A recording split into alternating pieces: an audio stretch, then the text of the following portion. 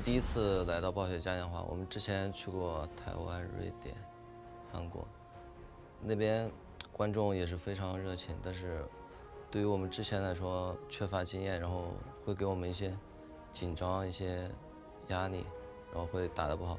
但是我们已经克服掉这些情况了，现在非常享受这种环境、这种状态。我们已经做好准备来迎接暴雪嘉年华。我们下一场对上根基，我们得用1000%的实力去来对付根基，看根基非常强大。如果我们能够拿到第1，赢得这笔奖金的话，我想去和我女朋友去看北极熊。 오프닝 위크 때 저희가 조금 이제 리퀴드한테 한 번을 지면서 약간 불안했었어요. 근데 미라클 상대로는 저희가 이제 그 전날 연습하면서 많이 깨우침을 얻어가지고 미라클 상대로는 이제 2대0 할 수 있다 생각하고 무조건 1등 진출을 생각하고 있었어요. 비조에서 더원이 이제 디그를 제외하고 아마 전부 다 1대1로 올라온 걸로 알고 있어요. 그래서 저희도 방심하지 않고 그냥 열심히 잘하면은 1대1 안 나오고 그냥 2대0으로 이길 수 있지 않을까 싶어요. Ladies and gentlemen, give me your energy, welcoming the hopes and dreams from China for the first time on the BlizzCon stage. In the red corner, the one!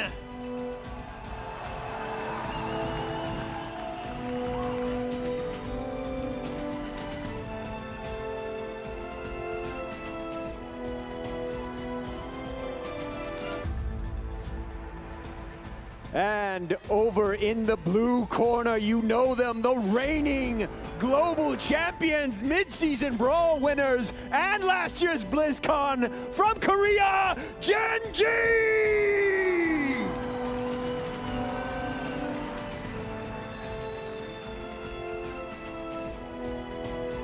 Captains, please come center stage and shake hands. I'm speaking to you, Captain. Center stage, please. Come on. Don't be shy. All right, guys, may the best team win. Gillyweed, we got a match on our hands. Take it away. Oh, yes, we do. I'd be scared of Gen.G too. The way you're going to read out a scroll, a laundry list of all of the results that they've had Gold Club World Championship last year. They're the only HGC champions yet. We'll find out if they keep going this year. But yeah, they've won a few things, Wolf. Yeah, they have 10 premier titles. If you think all the way back to the MVP Black days back in 2015, they started winning titles there. Then going into 2016 across the board, they had that massive win streak. The core of that MVP Black roster is still holding this roster together today. And these guys, their opponents here in the one, have a massive, tall task ahead of themselves here. I think they are the ones who are going to be thankful this is a best of 3. Maybe if they could just sneak 2 wins away, we could have a biggest upset of BlizzCon history on our hands here. Yeah, Tetcher, the one made it here because they stuck to their own style. They stuck to what worked for them. Exactly. They came in to HGC at the beginning of last year, and they've always had this sort of aggressive style that has just slowly evolved and has just become more and more refined. It's almost classic China, but with its own twist on it, and that is what they've stuck with. They've not adjusted to tournament meta that much because they know what works for them. Yeah, speaking of that though, Tetra, it's always a bit of a raising concern about, we talk about what works for you, but then where's the depth in that roster? You know, how many heroes are they proficient at? They've showcased that they have a lot of heroes in particular that they like to play, but then when you're up against Gen.G that have played some very safe picks, they've definitely stuck to what works for them without revealing too much, and just trying to take away as much RNG as possible from this, you know, matchup against any opponent. We don't want to show anything. We believe we know we are, quite honestly, better than you mechanically, macro-orientated, so why do we need to play flashy heroes and execute when we want to save that for semi-finals day 2? Right. Gen.G, though, did show some adaptation when they finally faced Miracle. And we know that that was a very important match for them. Miracle had defeated them in Phase 2, and they wanted to make sure they had to win that match in order to top the group, which ensures that you avoid Team Dignitas. So they did show some drafting adaptations, which, do you give that then to Noblesse? I definitely would give a little bit of an edge to Noblesse, but I'd also talk about Rich, because the Alarak that we've been seeing come through, which failed against Team Liquid, but then found success against Miracle, has been something something they are using and liking a lot, where they're looking for this blow-up style. You find a single target, you eliminate them in an instant with all the CC that's provided there with the Alarak. So that's one of the big picks that they adapted to towards the end of the group stage. But one of the picks that I think everyone should look forward to and look out for in draft is the Sergeant Hammer pick, the Protect the Hammer, the slow grind, the slow burn of those structures, controlling BOE, for example. That's where Gen.G has shown stylistically they like to play safe, as Skimmy was alluding to. And it's always been such a pocket pick, especially in that last spot. If you are going for the map pick, then you get that last ability just to say, hey, they've got these picks, we have this comp, we can flex this and we can go for it. Well, some of the things that they could be keeping in mind, or the one could see, is things like Kerrigan bans, or maybe even the Tyrael, because that will help protect the hammer even better. So let's see if that happens. We're ready to get into our Battleground pool for the first best of 3 of the HGC finals at BlizzCon. We've got bans on Braxis Holdout, very consistent for Gen.G, what we know from them. Same with the One. They've been banning Tomb all tournament long, though I want to get to talk about that because that does leave open Dragonshire, which may be a concern later. But we're starting on Battlefield of Eternity. This is the One's choice.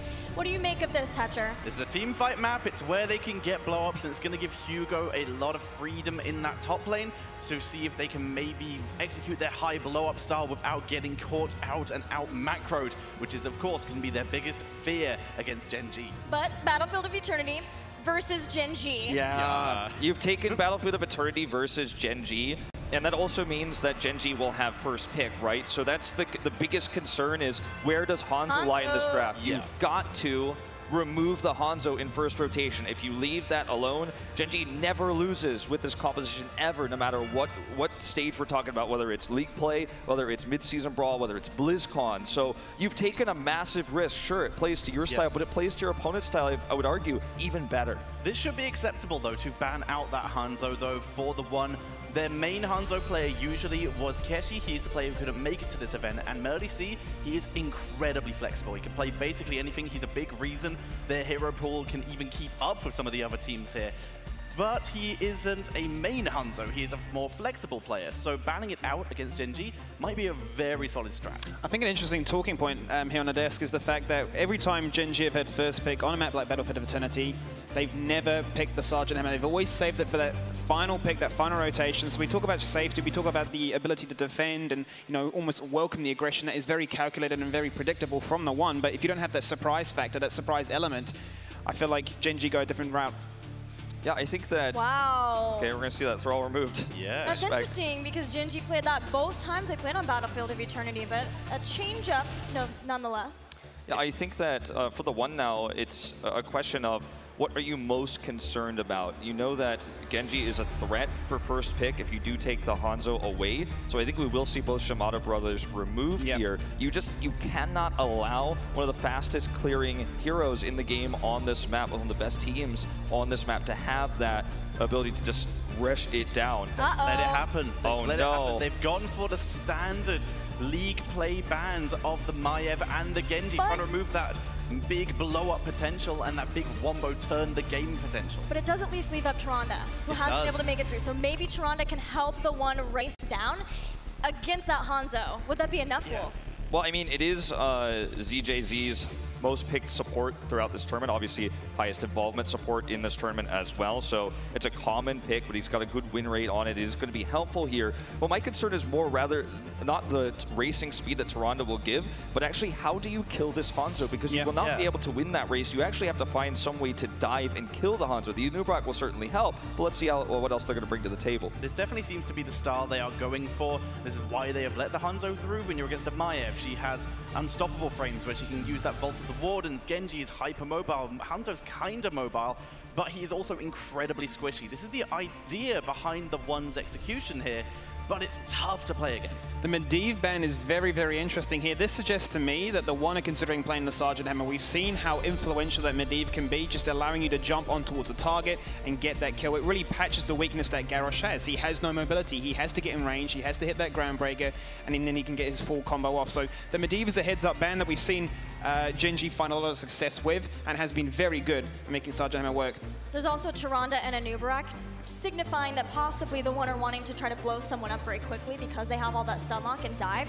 Yeah. And Medivh with Force of Will can throw a wrench in the plans, as can the portals. Exactly, both of those are very valid points here, especially that I like the idea of the hammer here. Now you've got even more protection for it, the Tyrael for extra shielding, a Greymane to add some immortal race of their own, but the BFG could still come in for hammer to follow up on this burst pump if that's what they're doing. This feels like very old China, actually, Yes. with the Greymane Tyrael on this map. Right? We're just missing the Uther. Yeah, I mean, Tyrael always comes up with this Greymane pick on BOE, so they're basically trying to, instead of doing what everyone would expect and try to straight dive the Hanzo, they take a more all-around approach because this does have dive, this does have burst potential, but it's also a sustainable composition, and, you know, it's going to be very strong against the Hanzo pick if executed correctly. Blaze and Garrosh, though, into the fray and bunker. Extra layers of protection to assist Deckard here in keeping that Hanzo alive, making it much more difficult for the one to execute unless they can get an incredibly fast blow-up.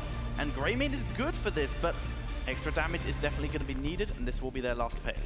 See, when I watched China in a noob versus Blaze, there was a lot of Cocoon on the Blaze, but with the prevalence of new habits in Korea, I don't know if they're going to be able to get that executed. And Hugo's Malthael, this feels so old school China, which with some of the new comfort picks like Hugo's Malthael, but versus classic Gen.G at the same time. Resets Li Ming. I'm so pumped for this draft. They have run almost this exact combo before, going with a Tyrande for main set, blow up, and then any tank, and then running Greymane Cursed Bullet and the Malthael last right, and basically just try and isolate someone with the tanks and blow up someone else as quick as possible. This is the idea behind this draft. Give me thoughts? My main concern is that the burden of execution is fully on the one. They have to make sure that they find kills within these big blow-up instances. If that Lunar Flare lands and nothing happens, Gen.G will win. They'll control, they'll back away, they'll go for the Immortal, and they'll just win on that basis. So I'm really concerned for the one, thinking this is a map that, yeah, you're great at, but so are Gen.G. They've got the Hanzo, they've built around it, they've got to protect the Hanzo composition, and it's Rich, arguably the best player in the world. Yeah, Wolf, Gen.G has everything they could ever want from this draft. They certainly do. They've got the Blaze that's got that extra protection, and that's stylistically been where Kyocha has gone, is for the Urel, for the Blaze, the safer solo laners, where the Malthaels are coming out from China, North America, looking for that extra damage here. It's all about the engage. The sustainability of damage is absolutely Gen.G's here. The Li Ming is there for breaking the cocoon, for safe poke on the Immortals. Right. How do you ever lose the objective with this composition? I don't think it's going to happen. Yeah, it's either way, it's going to be a good one. Let's get into a Battlefield of Eternity for Game 1 between the One and Gen.G. That it is. We are getting ready. And Wolf, I have been waiting about 7 years to say these words. BlizzCon, who's ready for the first game of the HGC Finals? I've wanted to say that for so long. Well, you're here, man. We're all here together at this amazing top 8. And this is going to be a very, very difficult match for the One, going up against defending champions, the mid-season brawl champions, the elites that are Gen.G. They are on the blue side. We're going to go ahead and introduce them first as they get ready. Coming out of the Hall of Swords, it's Sake on Deckard Cain, Kyocha on Blaze, Rich on his Hanzo, Reset on Li Ming, namesake fitting here, Tist on the Garrosh. Ladies and gentlemen, your defending champions, Gen.G. And on the right-hand side, representing China, ZJZ on the Tyrande. Meng is playing the Greymane. Hugo has his Malthael, a classic. He on the Anubarak. And Lies is playing the Tyrael. They are the One! Underdogs, to be sure, but they have a composition that, if executed correctly, certainly can get single eliminations, which can then lead to the Immortal going their way. Gen.G, you could tell they respect this composition in terms of positioning here. All of them are spaced out behind the gate, and we are actually going to see what looks like a bit of a lane swap here in the top lane. Gen.G actually has Li Ming up there, hidden with Deckard, so they're going to look to actually push that one in quite a bit, as the One continues to hide, hoping that Gen.G would step over their boundaries in the middle of the map. That is the plan, but either way, it looks like Hugo is playing a little bit safer as the One are beginning to move in. Tist is in position, though. They have to spot that Anubarak and back up with Rich, already playing safe enough to not get himself caught out of position. Yeah, looks like the rotation that we saw from Sake up there with Reset was actually just to potentially with an invade from the one that never came. They're not actually going to commit to a heavier lane swap. This is the kind of invade I was talking about. They were there, prepared to counter it, but Kyocha, he's caught. He has to go for the stun. Good. They're trying to lock him down. Hugo with the dive, and Nubarak with the burrow charge, and the one pick up first blood. And what a disastrous situation for Gen.G here. They were prepared for this scenario, but only a few seconds before. When it didn't come, they rotated Sake down, they rotated Reset back down, and that's when tragedy struck as the one came through, hiding, not showing vision. The trade-off here, however, is that Rich clears this wave very quickly, and they do have those Siege Giant, or rather Impaler Cap, to push the bottom lane. So sure, they get a single kill, but they do lose a little bit of damage. And Lies is down here. Tyrael is okay in the solo lane, but only when he has minions. The idea of him is he freezes the lane and holds it as they're trying to turn around this engage onto Tis, trying to finish him off. The damage is good, but the tankiness of Tis completely shuts down this attempt. Really nicely done by Sake as well to look for the root there in turret range so that the one was going to take maximum damage there. It worked well because the minion wave was pushed, as you say. It ends up being a fairly good trade for the one either way. So up, in that top lane, the matchup has kind of slowed down. We're not seeing that aggressive rotation. Instead, it's going to be the one taking their bruiser cap. They're going to lead that charge and look for control of the lane before the first Immortal phase. That is the attempt. Fallen Shamans being picked up by both teams for the extra pressure onto the lanes. Blaze and Malthael still chilling up there as Li Ming has taken the position of Rich in the bot lane for the moment. Reset just here for the XP and to clear out the lane. Once again, Lies. He does have the extra protection, but it all is good at holding the lane still, especially once his own minions arrived where he can shield them. Indeed. So it's just quite a unique composition that we saw exclusively in China in 2016, where you actually have a DPS player flex over to the Tyrael. And let's see how former Melody C does here on this roster, as he is put in the position he's never really played before in the DPS role for a long time. But dealing with this Hanzo is going to be the one biggest challenge, is getting on top of Rich, as he does take a passive position right now. Yeah. He's waiting for his moment, biding his time. For now, though, Hugo pushes up top a little bit. Tyrael also in the bot lane. Lies clearing out the other Fallen Shaman camp. Both these teams waiting for their chance. Tis just grabbing some more stacks here, one by one. He's already got 7 on that Groundbreaker talent at level 1. And now Rich gets into position for the first time. He's able to just do free damage on this Immortal. This is the nightmare scenario for the one. And time is ticking here. This is going to be free halftime. They actually have to go now. They're moving in. Tis is going to be the target, but Quick Indomitable. They're going to try and turn this round onto Hehe, but he's tanking through it from now, but he's dropped low.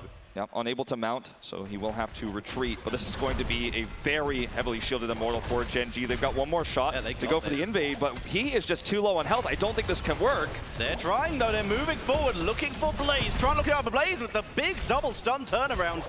And it's going to be a full retreat for the one. But can they get out of here? Tist is chasing them down. Hugo took a chunk of shield off, but that is still a really strong Immortal for Gen.G. Yeah, I do like that you mentioned that Hugo got that. That's part of the Malthael value here, but also they had a quick rotation to the bot lane, so they got the wave cleared faster. That's going to force Kyocha to come down here and react.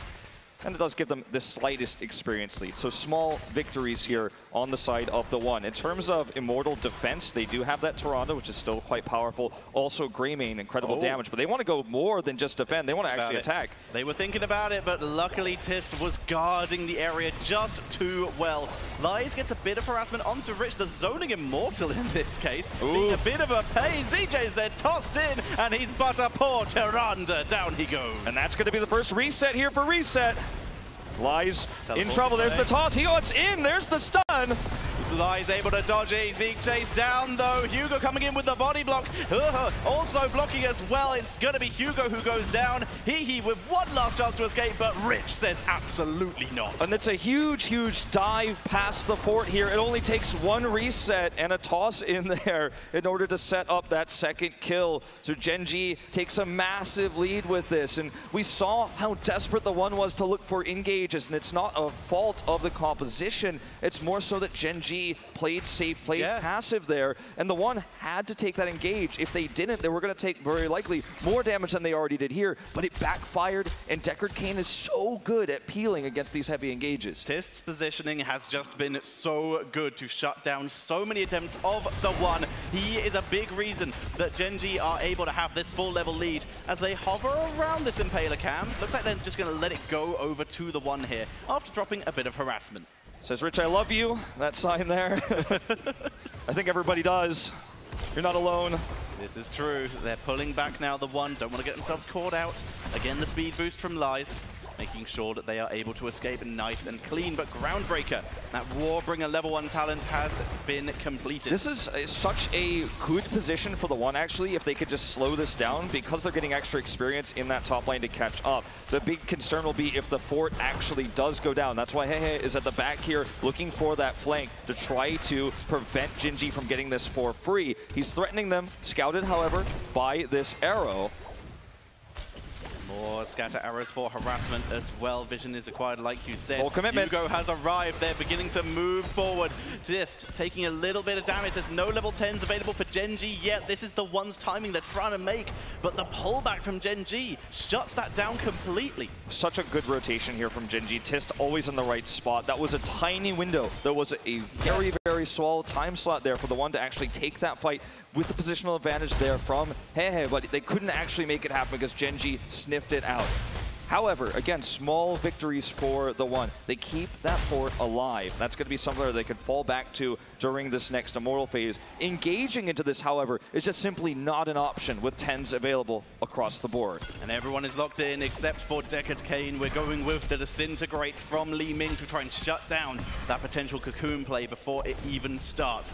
But Gen.G already with a huge lead. The one not even attempting to get onto the defense here as they need that level 10. The 10s for Deckard both are viable. The Lornado can grab an overextended Hehe here on the Nubrok, and obviously you have Stay a While Listen that can set up a massive engage with resets for Reset himself. It's always fun to cast this guy when he's playing Li Ming, not just because it's a goofy name, but because it's actually going to end up providing us some exciting highlight moments, no doubt.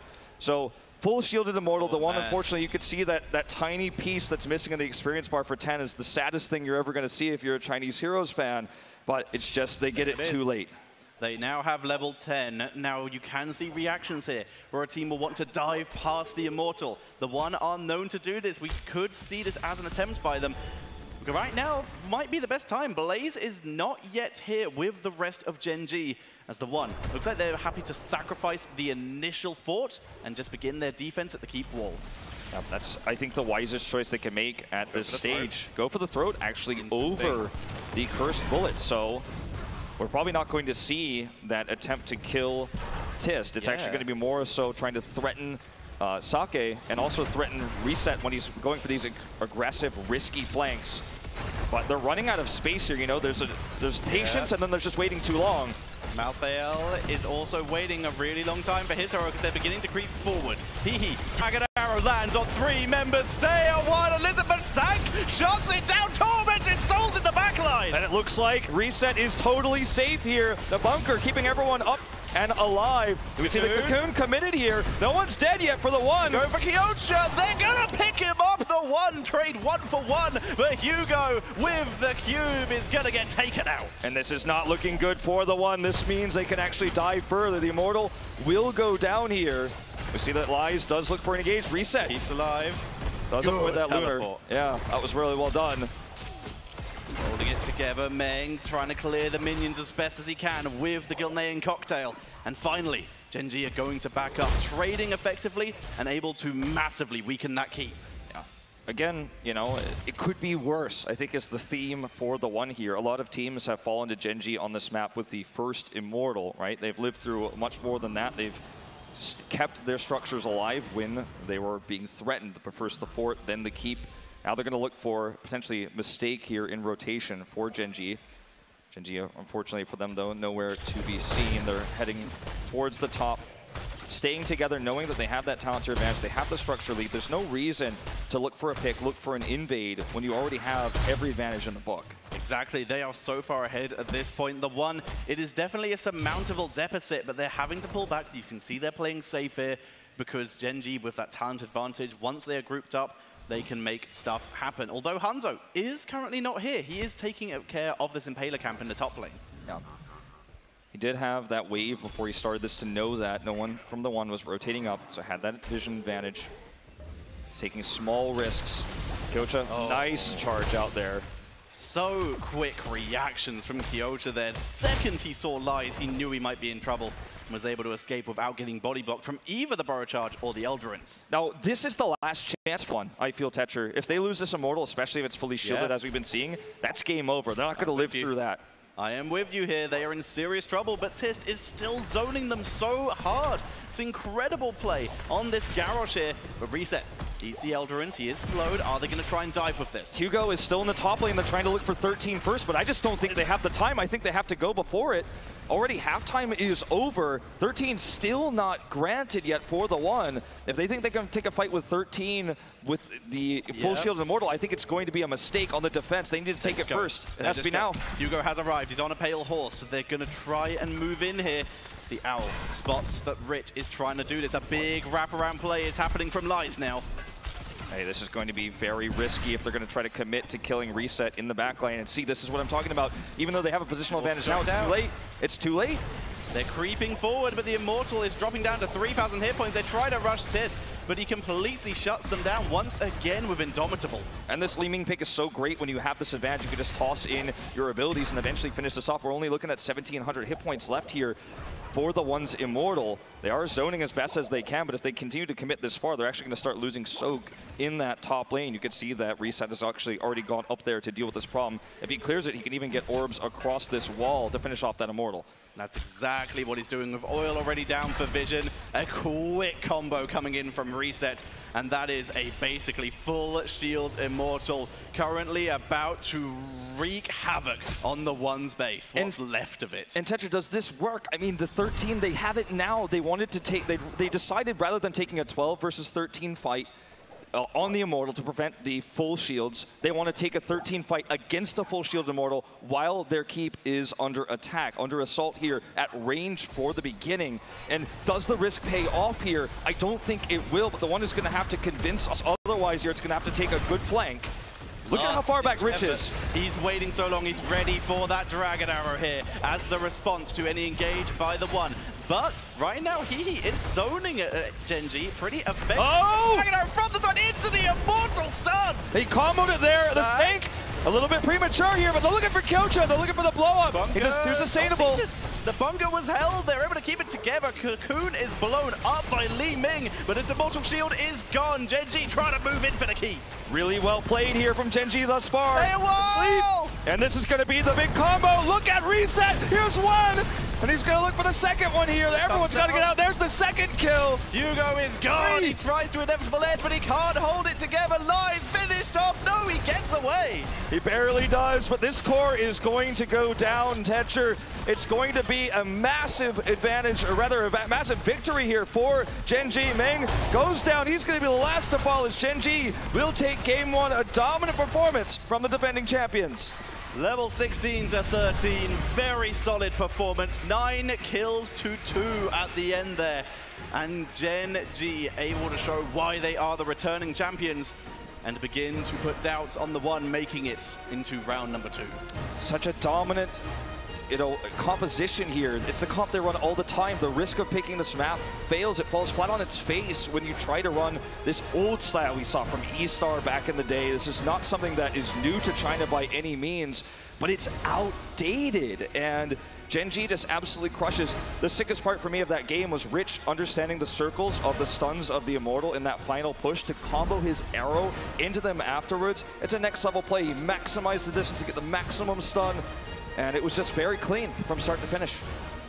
You know, if he wants to take his girlfriend to see polar bears, I'm gonna need the one to start acting like polar bears, because there was a lot of hesitation in that game from the one, Skimmy. I mean, that was my biggest concern going into this draft, that they have a composition that requires so much coordination. And every single team we talked to it said Anubrek is a pick that you need to all be on the same page for. When you saw that, he went in, the staying while listed onto the remaining 4 in the back line, their zone. They can't get in. Those defensive cooldowns, those abilities to try and set up kills weren't as accessible and weren't as easy as they would have liked. And I mean, once again, it really runs back to my original point of when we started off this draft was you've taken Gen.G to a map they're familiar with, you've given them the Hanzo, and now you've got a composition which requires you to be mechanically better than Gen.G. Like, I just do not see a world in which that happens. You have a replay to show us? We do indeed. So it's going to be the final replay, or the final moment here, actually, as we go into the keep.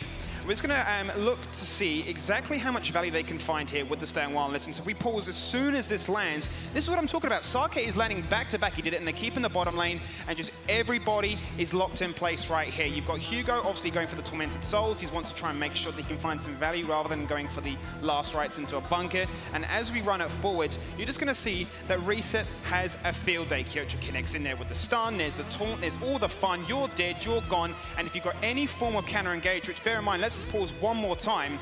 Look what they have left. Starfall's gone, Sanctification's gone, Cocoon's gone. Those are your big setup tools. So right now, you're fully reliant on the go for the throat, but somebody needs to be low. Who is low in Gen.G right now? Nobody. If you had a chance, well, they're all in that bunker. So it's not looking too good. So if we roll this clip forward now, you'll see that they all hop into the bunker. People to get displaced all over the show as Hugo takes a lot of damage to the face and eventually falls on down. But it's one of those situations, right, where you're going towards the end, you've got to take that team fight, and you saw why Rich was postured so far back, because you realized that the only win condition that the one had was for a flank. And with a composition like that with Tyrell and Nubrek, that was literally their only option. Look, you've picked Battlefield of Eternity versus Gen.G. First of all, you don't want to fall behind versus Gen.G on any map regardless, but if you do, you have to be willing to take those sub-talent tier fights, Wolf, like the one you guys were talking about at 13. Yeah. Because you've got Sanctification, it's time to blow someone up, and you could see the difference in experience. I almost felt like maybe some of the one were nervous because Lies, he was out in front, he was like, guys, let's go. Whereas other people were stalling behind. Sure, that was, I think, the biggest moment for me that is going to speak to the rest of the series, is just not being willing to commit there. Then further in that last fight, waiting for an engage from Gen.G, using Sanctification way too earlier, as Skimmy was pointing out in that replay, they didn't have any of the tools that they needed to engage. They were trying to play reactively with a comp that has to be proactive. And that's a big problem, especially against Hanzo. You can't pick this map, then give Rich Hanzo and expect anything different. Well, we're going to get into game 2 and see if the one can bring it back right after a quick word from our sponsors. The 2018 HGC Finals are brought to you in part by Republic of Gamers, Corsair, T-Mobile, Samsung SSD, and NVIDIA. Heartbreaker of a loss, game 1 from the one on a Battleground where they should have been able to bring the team fight, hopefully, versus Gen.G. Just didn't quite work out for them there. It did not. They actually started off pretty well, getting that first blood, showing that killer instinct, and they attempted the same thing. Just they were a little slower, and so many times Tiss shut them down. Kyocha, his quick reactions, able to dodge, getting himself caught out. Gen.G were just on top of playing against this the one style. Yeah, they even had that defensive setup at level 1 where they expected the rotation. That's why they had Sake and Reset up in the top, so that if that fails, you could see the jet propulsion into multiple kills there on the Li Ming. But they came a little bit, they left a little bit too early, but still you could see they were even prepared for that moment. Well, one person I want to dive into detail from the one who no doubt is going to be trying to lead the charge both figuratively and in the last game literally is Lies. If you don't recognize this name, it's because normally this player goes by the name of Melody C on SPT. And Tetcher, Lies has been a force in China since pretty much the very beginning of Heroes of the Storm. He was on Zero Panda, SPT, and now trying to bring the experience to this roster. Flex player, innovator, ideas guy, strategy guy. He is so incredible at everything. Like you said, the only one here with experience on a BlizzCon stage. Lies is incredible, and he's brought a lot of flexibility to this team. Once again, I mentioned, him being able to play the Tyrell is not something, this kind of composition would not work with the one's usual lineup. They're able to go a little bit out of their usual style because of this. Right, but is there a point of too much flexibility, Skimmy? Do you feel like maybe, you know, with only a couple of weeks working with Lies prior to this event, yeah, they've had some time between the two stages. Maybe this is a little too far and they should stick to what has worked for them in the group stage? I mean, it always really sort of like connects with me back at my time in university, right? Where you're cramming for that final exam. You're like, oh no, Gen.G, it's like my 50% final. I need to really cram, need to learn this composition. Can we make it work? And you just saw a lot of hesitation right there. And maybe it comes down to lack of preparation or just maybe some stage fright, right? You're here on the BlizzCon stage. As Tetcher's already pointed out, this is a massive, massive feat for the Chinese region. Yeah. You're maybe a little bit scared, but also the stage fright of knowing that you are up against Gen.G. We saw the handshake there. I mean, we joke about it, but there's obviously a part of me that goes, what do we see going into game number 2? Because they're an aggressive team. We want to see that aggression. Yeah, they're scary. But let's see where they try to take them in their last stand as we go back to the Battleground pool. Things they picked before, Shrines is one. and that's where we're going to go, although it's because the One has chosen first pick. Gen.G takes us to Shrines, and though this is a comfortable place for the One, maybe a spot where they can tend to be out-macroed. We saw the One pick this a few times in their series, but not to the same level of success as some other maps. Yeah, they definitely like Infernal Shrines. It's been one of their most played maps and one of their higher win rate ones, but it's not one of those maps where you know that they can pull out a victory against a team like Gen.G, like maybe a Sky Temple.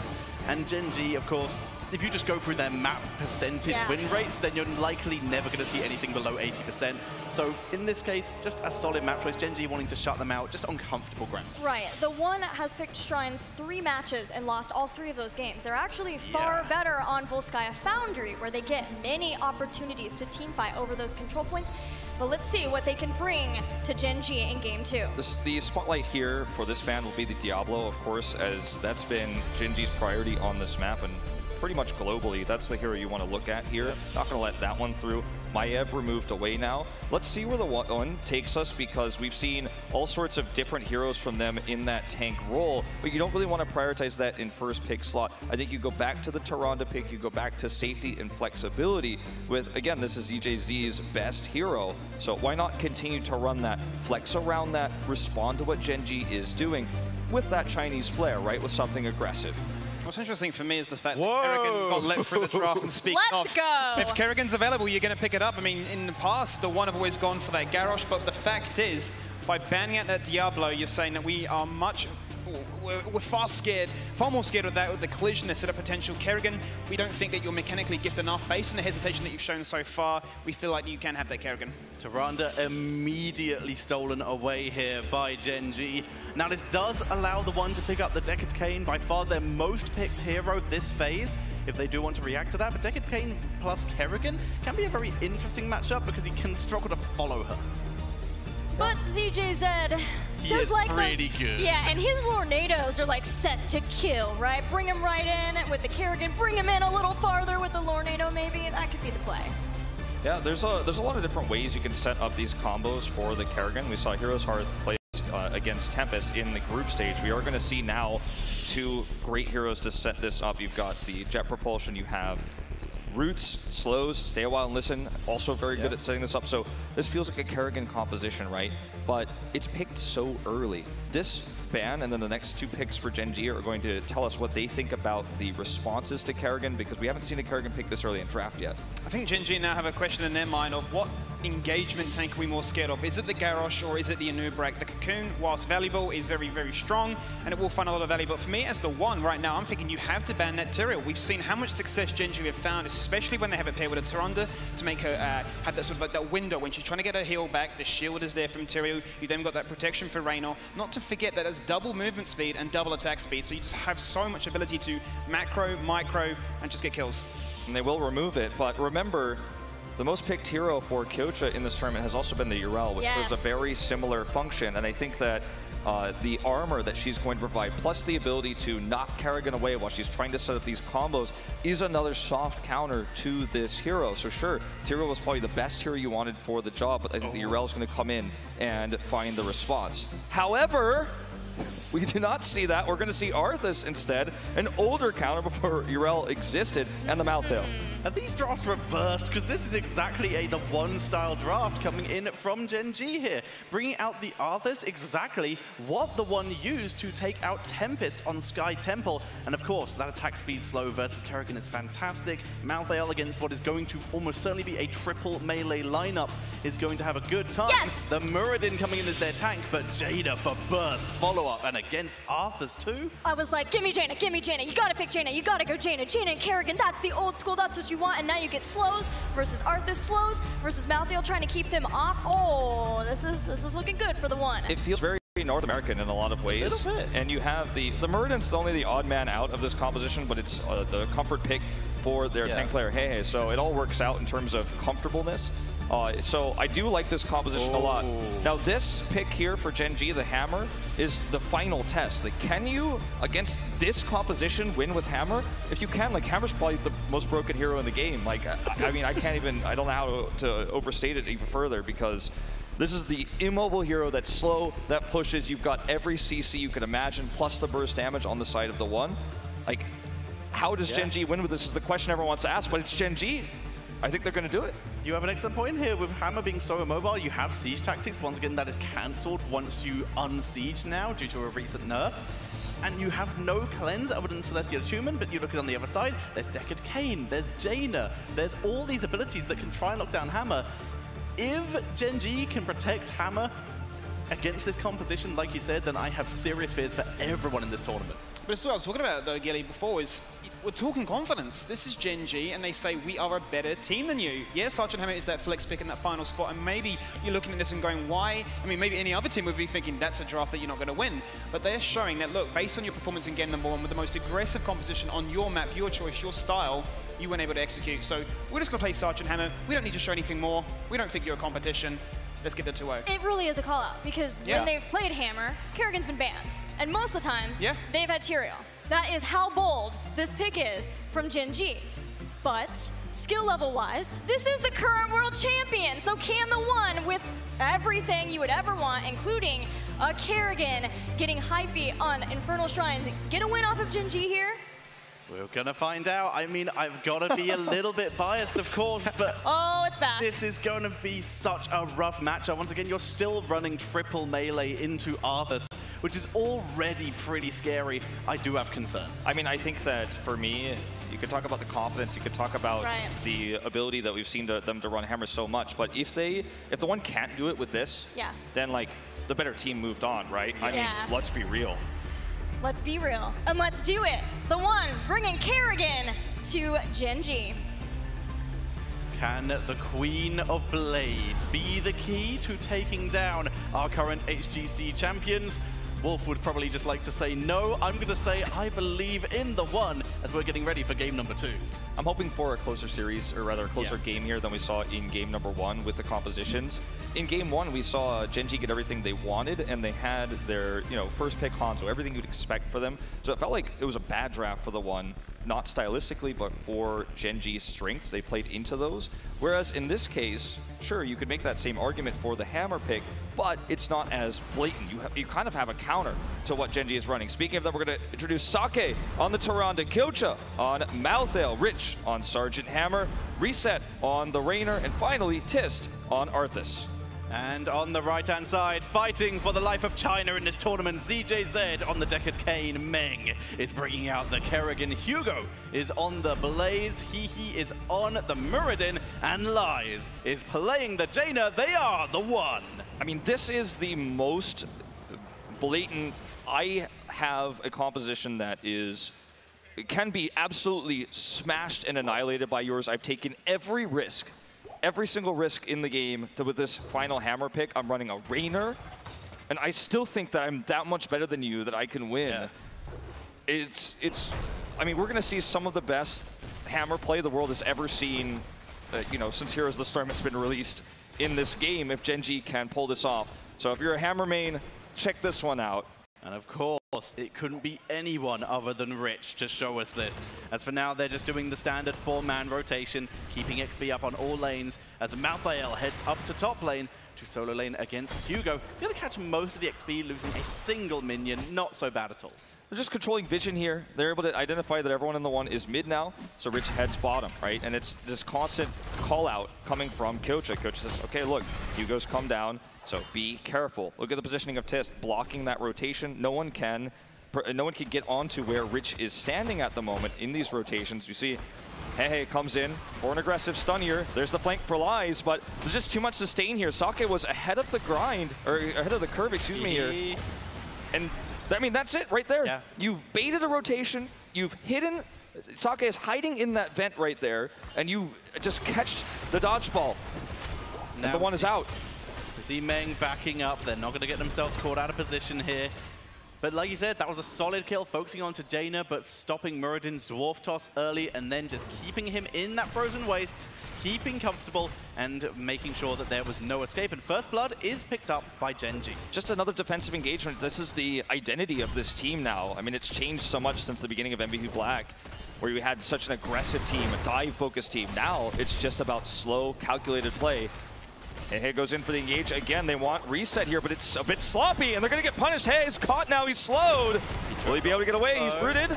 He's backing up, keeping himself alive for the moment, but Tiss is trying to move in. He gets stunned by Kerrigan, but it's more of an escape than anything. Already Deckard got him with no healing. He having to use the Dwarf Toss out route online, and that is a triple kill by Gen.G at 2:20. I just want to point out that we're talking about a Malthael comp here. Imagine our Yrel in this situation, something more tanky would be even scarier. I mean, we're dealing with Gen.G having this squishy lineup. It gets so much burst, but it goes back to what saying in the last series, Tetcher, is just the inability to commit, to go, to be coordinated. They're running these compositions that have to be so on point. Everyone has to be so good in communication to make these picks happen. They're slow. Hehe's coming in too early. He's getting found. He's getting picked off. And Gen.G just has ultimate control over this game at the moment. And Wolf, I am very scared looking at some of these talents. Full quest Arthurs with that Frozen Waste, the upgraded Frozen Tempest damage, as we see once again the one trying to dive in. This time they're able to execute, but Lies, where's he gonna go? What's he gonna do? He's gonna get some potions and try to turn this round. Okay, Tist here, gonna try to buy some time. The root goes down. They're on the cannon towers, they've got the minions, but the bigger picture here is, yes, they got a kill, but they're losing experience. Look at the bot lane. There's a push going on down there. Look at the shrine. Gen.G has control over the map, so yes, they get a kill, but it's the worst timing ever. Again. Quick Celestial Attunement to block. The root did not land, and Arthas is pulling away. The one are chasing. They're trying to finish him off, and Tist gets away. Maybe no. They put him back in with the Kerrigan, and they're going for Raider for a second time. But Tirana with a 3-man stun. Oh, this is not looking good for the members of Gen.G, though. They're not able to do enough damage. Black Harvest. He's healing. He's healing. He's tanking it. He's tanking it. He's pulled in, and Kerrigan gets the kill. And now Rich is on the run. Rich wants the kill, but he's surrounded. He's body blocked. The knockback onto Hugo, and Rich kills off Hugo. The mines, getting the double. The mines will activate here as well. Rich invincible on this hammer. He's going to clean him up. Sake, no fear. Root coming in. ZJZ able to escape. Finally, Men goes down. ZJZ's got nowhere to go. And that is going to be him taken out by the towers. Most likely no. Kyocha will even get a few more Black Harvest stacks. And that is bad news for the one. This is a full wipe here. Everyone has died on the side of the one. No one comes out alive. Gen.G feels like a slingshot, right? No matter how much pressure you put on the band, no matter how you pull it back, it's going to fling in the other direction. They've taken every piece of aggression throughout this tournament, soaked it up, and turned it against their opponents. Their defensive engages, their turns with this setup, with the Sergeant Hammer, has been phenomenal. I mean, only really Dignitas has run similar compositions to find success internationally, but they have perfected this. I mean, we are talking about a Kerrigan Jaina composition here with so much CC, and yet still, even though the one gets kills, they cannot finish off Gen.G. Gen.G is just too well set up. And every time they fight, the stacks of Gen.G accumulate. 99 on Frozen Waste, 9 on Frost Presence, and 79 now on Black Harvest. This could be setting up for a huge Tormented Souls play. It certainly could be massive. The one give up the objective. They're trying to soak. They invade the blue side camp, but now he does get caught. Very, very low. Lunar Flare on the knife's edge, just barely does not catch him. They're pulling back here. The one trying to stop us getting caught out. They're going to try and make a wraparound play, but Gen.G so ready. They found Rich, but he's already out. He dodges it easily. Rich, best hammer in the world here, but here comes the roots. They're going to get a kill into Sake here. Could there be more? Meng dropping low. The shield not enough, and he drops Rich low and takes him out. Reset. Almost caught in the blizzard, but finished off with the Storm Bolt. Okay, they want more though. Kyocha, he's got the sustain. He wants to fight. Nice jump out from Hehe. The root connects. But now it's time to escape here. Still, small victories for Gen.G because the Punisher was still pushing. The one gets kills, but they lose the map. The one actually finally traded. Oh, that's right. Turn to kill. And that's a kill. Right for the kill. A Last Rites build with Black Harvest. Very unique style coming in from Kyocha here, giving himself big team fight damage along with a lovely blow-up potential. He actually becomes a tank as well in some of these fights because of his healing. You know, he doesn't have a large health pool, but when the targets are actually the backline, the DPSs, as we've been seeing here, the support, they're looking for Sake's Tyrande, he actually does start to stack up a ton of damage in these fights while healing himself, becomes a big threat, grabs that kill solo on the Muradin. Gen.G 12 kills to 7. It's a close game in terms of the kill line, but if you look at the experience, look at the structures, you're worried for the one. Yes, we are, but they now have their level 10s. We talked about the Lornado earlier. It's now locked in. He is holding, and that's concerning to say the least.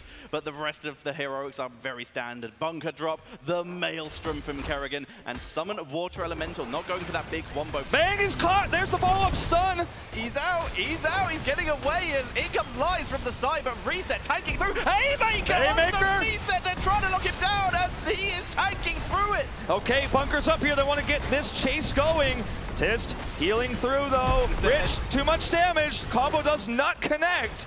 Now they're going to look for the dive. Reset's got enough health. He wants to go deep. They've got the minion wave. The one safely retreats, though, not willing to contest. 2-0 in kills. The one trying for the engage, but Gen.G tanking through it. The Haymaker, not enough. They didn't have the follow-up to finish off Reset. And this Arthas pick has just worked so well for them. The slows, the ability to root, prevent escapes. It just feels like the one is walking into a Venus flytrap. There's just always setups for Gen.G. Again, you feel like this is the counter, this is the CC, but every time you see that juicy target, you find yourself caught in a trap, unable to escape. Gen.G is winning up on these trades every single time. Now doubling the kills of the one, they've got the talent tier advantage. It feels like a victory is just simply not in sight here for the Chinese team. And again, to reiterate, every single time the stacks get better for Gen.G. 2 stacks on last rights. Black Harvest is approaching completion. Frozen Waste is already done on Arthas. Yeah. You can see Rich with no fear here. You know, he knows they can just self-cleanse and get out. Pushes the envelope. They get the healing well in mid, so no healing wells left on the map. That makes it so much more difficult to contest shrines in a longer fight. Even with someone like Deckard Cain, having that extra sustain is so useful, and they're just simply not going to have it. Lies steps forward here, gets rooted. They want the damage, Reset. If that Lunar Flare had come earlier, he would be a dead man right now. But here comes Main, quick siege tactic, last rights. Just the easiest turnaround. Bunker's being dropped, Lies gets in it last second. Look at Reset. Where's he gonna go? Reset's on the wrong side of the map. He wants to get into the base of the one. He doesn't want them to go home. Hey, it's gonna go down, but Reset is still putting off the damage here. Forts, no fear. Cannon towers, he's fighting in between them. He's the one who's preventing the retreat. This is just an absolute outclassing of Gen.G here.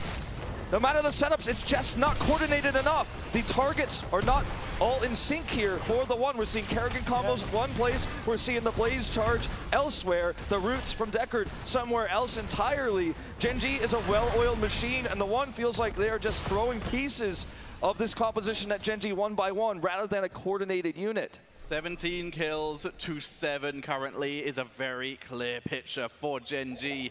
The one, though, they're still going to move across the map. They know they're behind. They know they need experience. A quick rush down to bot lane. They're going to try and push in, clear the minion waves a little bit to grab a quick bunch of experience, and then they need to get back and defend. Coach is grabbing that top lane of experience. He's pushing towards 6T, but everyone else is moving forward. This is a Sergeant Hammer composition, and Malthael doesn't offer that much in terms of pushing power, so this is actually totally worth it to just 4v5 here when you have this massive advantage. Punisher goes in. Looking for the clear here on this cannon tower. Reset's coming through. They're holding it together. Lies got rooted, but he's tanking through it for the moment. They're backing up, able to use this hammer pretty effectively. But the keep is dropping low very quickly, and Kyocha's trying to find a moment. Haymaker, they're going to try and blow him up before there's a chance. Lornado to zone away the rest of the team, and Kyocha is able to survive with the heals.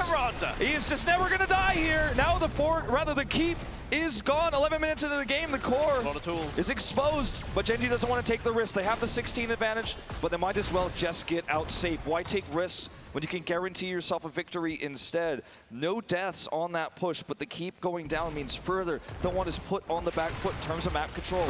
3.5 level lead here, and you could also see that Soul Collector coming into play. Combine that with the Massacre, the AoE Reaper's Mark from the Wraith Strike at level 7. Malthael is so tanky in these fights, and that is what's keeping Kyocha alive. Certainly true. It's just, it feels like no matter who you try to get, you just can't. And the one is missing the mark in terms of locking those Kerrigan combos together with a Blizzard. You know, they decided not to go for Stay a While and Listen for the mega combo. They went for the single pick. That links up with Haymaker. They have all these tools, but the execution leaves a little bit to be desired. And now Gen.G is again just going to set up this bait. It looks like perfect opportunity. Look at this team. They're overextended. We should flank and kill them.